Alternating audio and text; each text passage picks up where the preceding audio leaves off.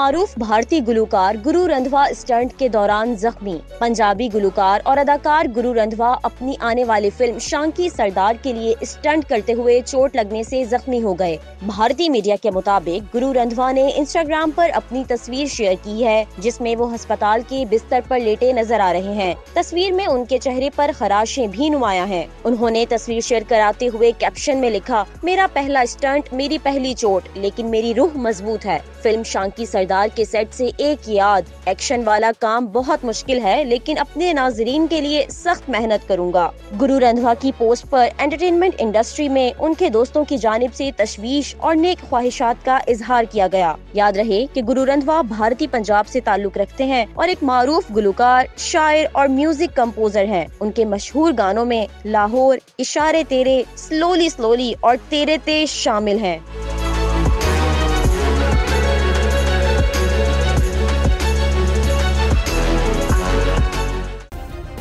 Subscribe करें और bell दबाएं ताकि कोई खबर रह न जाए।